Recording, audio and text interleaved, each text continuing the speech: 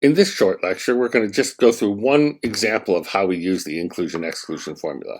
We saw some examples in yesterday's video lectures, but I want to go through all the steps that you're expected to write down carefully if you're solving a problem like this. And trust me, writing down each step carefully will make solving the problem much, much simpler than trying to skip the writing down all of these things. We're going to look at problem E17 in the book. Find the number of 6-digit combinations from the set 1, 2, 3, 4, 5, 6. So remember, we're going to talk about combinations. An example of a combination would be 3 3s, a 4, 5, and a 1. There's no order to it. It's just, think of it as a bag with 6 balls, 3 of which are labeled 3, and you have a 4, a 5, and a 1. That would be one example of a 6-digit combination from this set. Luckily, we already know how to count all possible 6-digit combinations. I'm sorry, I didn't even finish the question. It says, the question is, find the number of 6-digit combinations from this set in which we have a special condition that says no digit occurs more than twice. It's that special condition that will force us to use something like an inclusion-exclusion argument. And the thing you should notice right away is that if there weren't this special condition, we could count number of 6-digit combinations pretty easily. So we start by defining our universe. So always do this even before you start counting. Our universe will be a set, not a number. S naught, remember, will be the size of the universe. The universe will be a set, in this case, of all 6-digit combinations from this set. I won't write that down again. So U is the set of all combinations that we'll be considering. We won't be talking about anything other than 6-digit combinations from this set. Some will be good ones, the ones in which no digit occurs more than twice. Some will be bad ones, but U is the universe of all of them. Then we can talk about counting it. What we've been calling S naught will be the size of U. How many 6-digit combinations are there from a 6-element set? Well, we have notation for that answer. That's 6 choose 6 with repetitions. And we have a formula for that. That's 11, 6 plus 6 minus 1, choose 6, which is the same as 11 choose 5. Just for easy computation, that's 11 times 10 times 9 times 8 times 7 over 2 times 3 times 4. You could write 1 times 2 times 3 times 4 times 5. Just some quick cancellation. The 4 and the 2 cancel the 8. The 5 cancels the 10, where we are left with the 2. The 3 cancels the 9 when you're left with a 3. And we're left with 11 times 2 times 3 times 7, which I'll write as 11 times 2 times 3 times 7 is 6 times 7 or 42. So 11 times 42, which you can probably do in your head, is 462.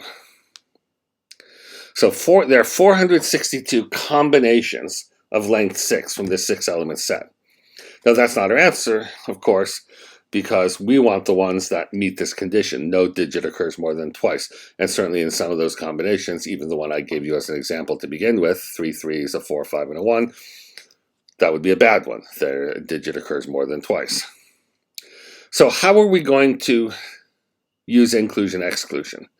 What we want to do is we want to choose these auxiliary sets. I'm going to call them A, B, C, D, E, and F. We want to choose them in such a way that the thing we want to find, I'm writing WTF for want to find, is precisely the size of the intersection of their complements. Why in the world would I be trying to pick sets where this is what we want to find? Well, it's because we have a formula for this. The inclusion-exclusion formula tells us how we can find the size of the intersection of the complement of a bunch of sets. And you'll see it's very natural to express things this way. I'm interested in counting those combinations in which no digit occurs more than twice. So if I let set A be the set of all combinations, and when I say all combinations now,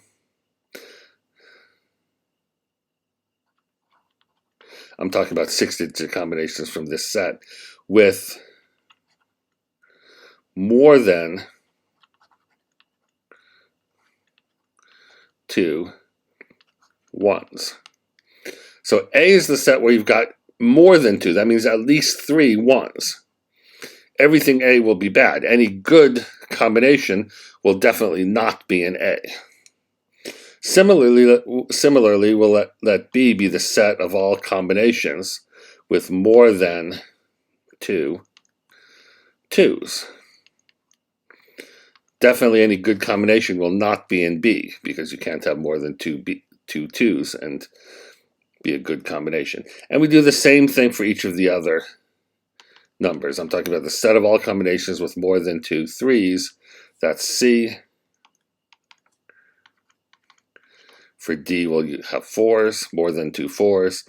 For E, we'll have more than 2 5's. And for F, we'll have more than 2 6's.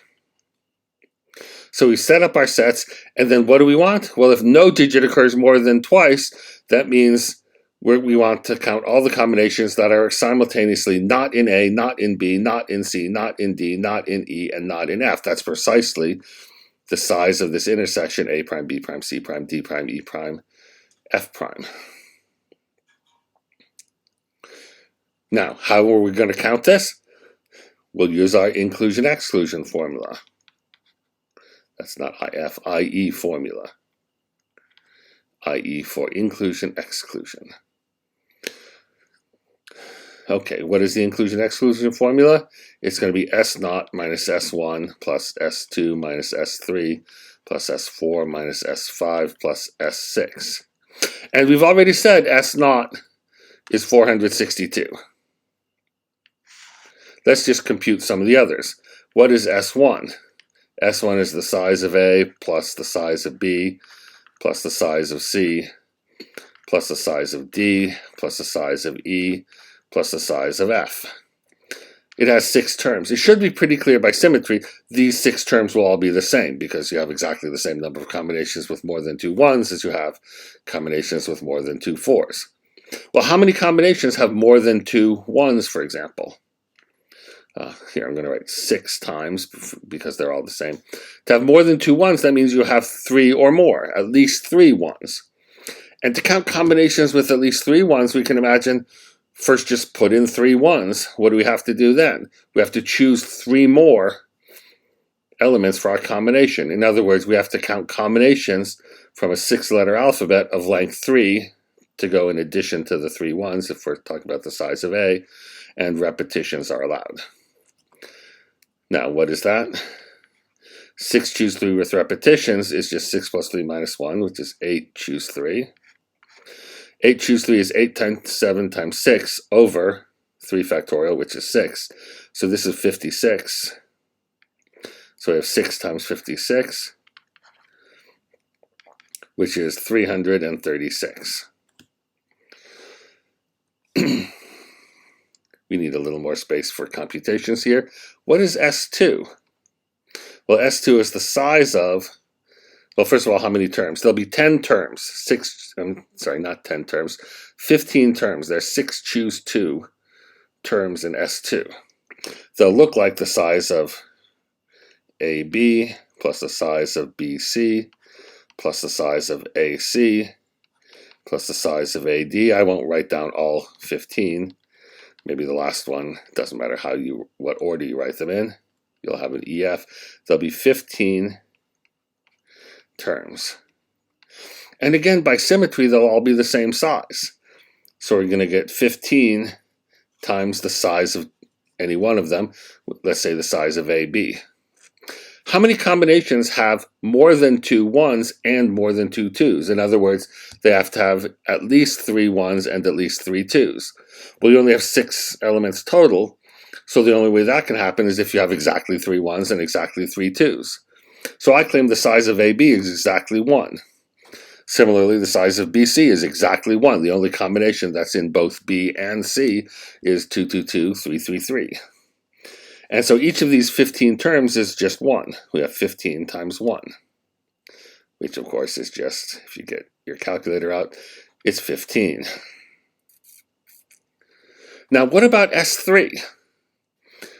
S3 will consist of 6 choose 3. That's a pretty big number. That's 6 times 5 times 4 over 3 factorial. That's 20. So we have 20 terms, each of which is the size of the intersection of 3 of these sets. Well, how many combinations are in A, B, and C? Can you have a combination that includes at least 3 1s, at least 3 2s, and at least 3 3s? Well, it would take at least 9 elements to do that. We're talking about combinations of length 6. That's impossible. It's pretty easy to see that for all of these 20 terms, you're not going to have any combinations in the sets you're counting, so S3 is 0. And it's also pretty obvious that S4, the intersection of any 4 of these, will also be 0, because there's no combination that's in any group of 4 of them. And similarly, S5 is 0, and S6 is 0. There's no way any particular combination can be in more than 2 of these sets at the same time. And in fact, there's only one way that it can be in any particular pair of sets. That's what we use to compute S2. Now we can put our inclusion-exclusion formula together, and we'll go back here. The size of the set we want is S0, which is 462, minus S1, which is 336, plus S2, which is 15, and all the rest is 0. And 462 plus 15 is 477, minus 336 is 141, and there's our answer.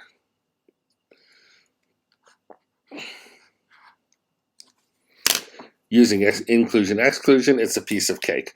Once you've practiced with problems like this, setting up your sets will be easy.